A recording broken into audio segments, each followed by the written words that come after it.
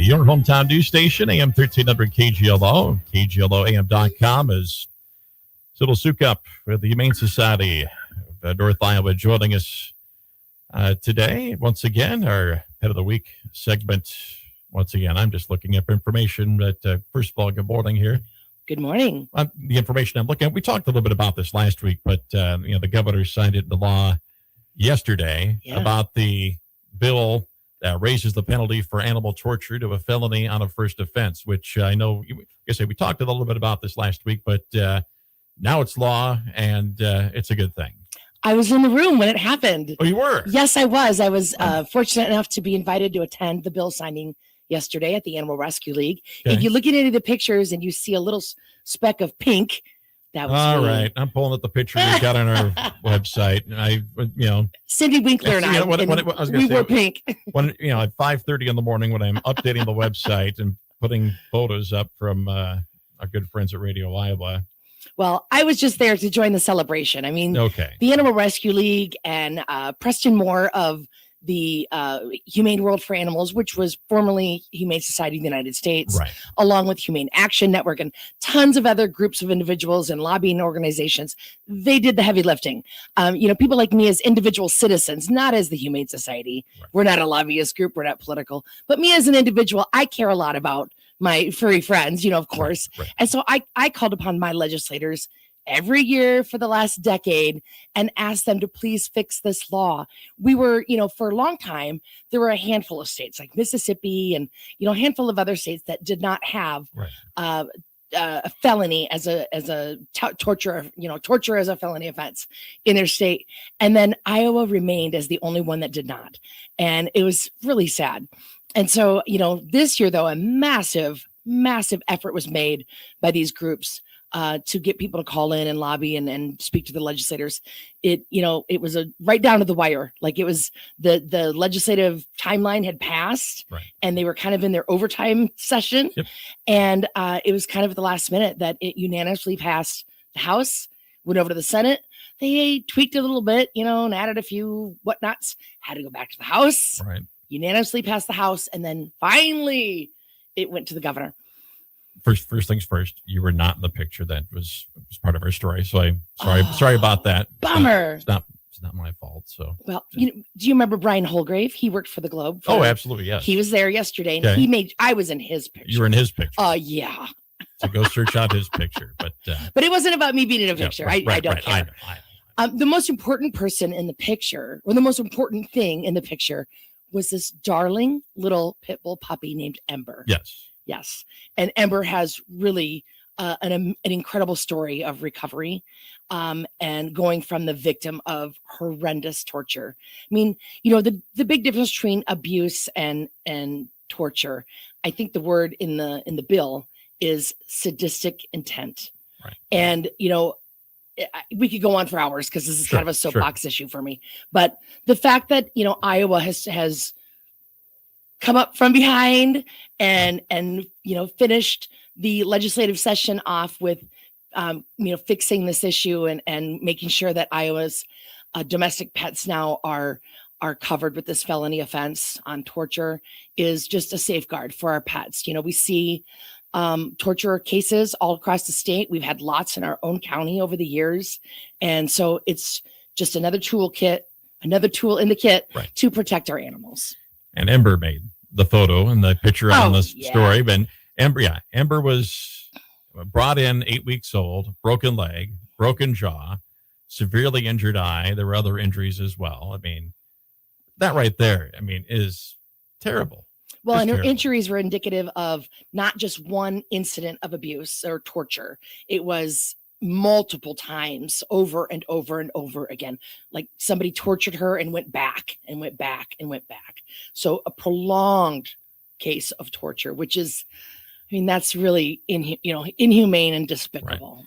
And as you mentioned, I think you mentioned this last week, 70% of people who torture animals have committed another crime. 40% of those involved a violence against a human. So, to make this a felony is a big step in the process. Yes. And I think, I certainly didn't know those statistics. So thanks for making me sound smart. But yes, I do know that you said something similar to yes, that I did. That connection exists. Yeah. And, one of the big things that, is kind of a sticking point for some people, and it shouldn't be. But, if you commit a felony, and in Iowa anyway, and this, some of the most heinous crimes like this are considered felonies, and anybody that can torture an animal, right. I don't know that you're thinking correctly, to do these kind of things. But if you have a felony on your record, then it means a lot of things. You aren't able to vote. You aren't able to own a gun. Right. There's several things that will impact your life. And there are some people that were opposed to those. And that's where it got political. And I don't know that it should have, Right. So I'm glad that those obstacles were cleared, and that in the end, bipartisan, unanimous, like there was nobody that said, oh no, I'm not going to support this. Like everybody raised their hand, stood up and said, yes, this makes sense. Which of course, especially this time of year when the legislature is ending, you hear many stories that are not unanimous votes and, sure. Getting through things. So that was a good thing. Yes. So I was very honored to be just a witness to this historical event, because like I said, this has been an issue that has been brought to the legislature in one form or another for, the whole of my career, which is like 18 years. There's always been some kind of animal welfare torture felony bill brought up, but usually it's been like shuffled into a committee somewhere and doesn't see the light of day, or maybe it'll pass one chamber and not get to the other. And it's just seeing a lot of obstacles. And then it's made me a little bit, pessimistic about it or jaded about it. This will never happen. And then the fact that it did this year is just monumental, and it's such a great way to end the legislative session. Right. Of all the things that are wrong in government these days, for something so wonderful to come out of the legislative session is really wonderful. Well, what do you got for a pet this week? My friend Flicka. When their story, a book. Yeah. A horse. A horse? Wasn't Flicka a horse? I don't know. My friend Flicka. Are you talking? I'll do some more Google research, that. But go ahead. Google Go ahead. library. Yes. So Flicka, in this case, not a horse, a kitty, a beautiful cream colored kitty. I don't know what she is for her breed. We just have her as like a domestic short hair, but she looks like she's probably some little special flame point Siamese American short hair. I don't know. But she is really a sweet kitty. She came to the shelter as a stray in January, and right away she started showing that she was growing rather quickly in the belly area, meaning she was preggo. Right. So she's very young herself. So this was probably her first litter. We put her into foster care right away. She ended up having, I got to count one. She had 5 babies, and they are absolutely darling. So like when animals come to the shelter, our staff takes pictures of them as they enter. Sure. It's usually in the lobby. It's usually a little chaotic. It's usually like, come here, look, and not the best.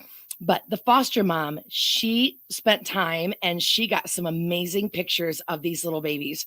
And so the kitties that are Fern's babies are are Flicka's. I was reading it. Flicka's babies are Fern, Finn, Flora, Fox, and the other one's not pulling up right now. But there's a lot of alliteration here, so just look for the F babies. But they the other one's named Elridge, right? No, right, Jim. Yeah, something that is not an F. All of them are absolutely darling. There's a couple orange and white ones. There's a little calico one. But they are absolutely darling kittens. And they were born on March 8th, and they are just absolutely darling, fluffy. They're at that age where they're old enough that they're playful and, using the litter box and learning new things, but they're still young enough that they're cuddly and really, really cute. Right. Flicka. Bless you.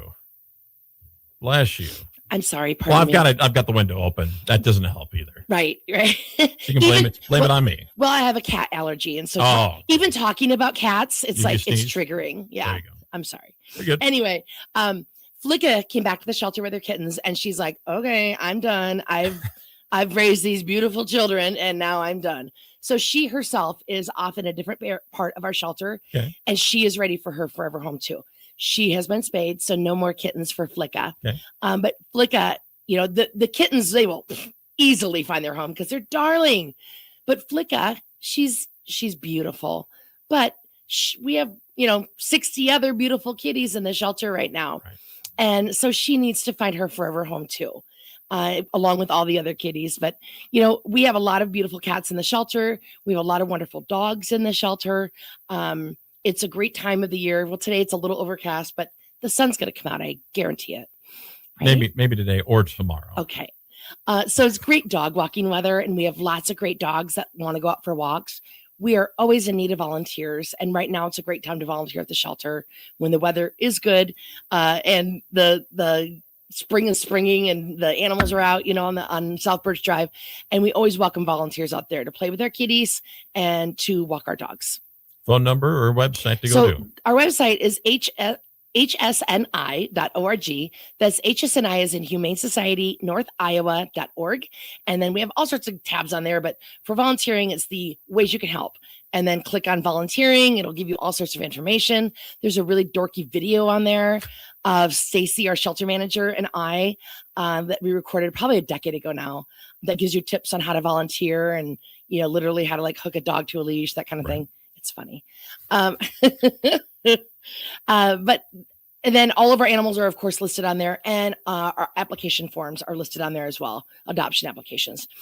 We are open Tuesday through Friday, 10 to 4, and then Saturday, 10 till 2. And we are located out on South Birch Drive here in Mason City, just down the road from you here. Yeah. So somebody could get a dog, and if they're really feeling ambitious, they could come walk on the path. Yeah. Out here, right next to us. Make their way out to see you. Absolutely. Yeah. My Friend Flicka, yes. A 1943 American Western film about a young boy who was given a young horse to raise. 1943? Yeah. Dang. I wasn't around then. You weren't? Were you? No, he was not. I was not either. So, anyway, talk to you next week. Yes, thank you. Very lovely. We appreciate you as always coming in. Always fun. All righty. Sybil Soukup with the Humane Society of North Iowa here on your hometown news station, AM 1300 KGLO. Sports is next. You think a ticket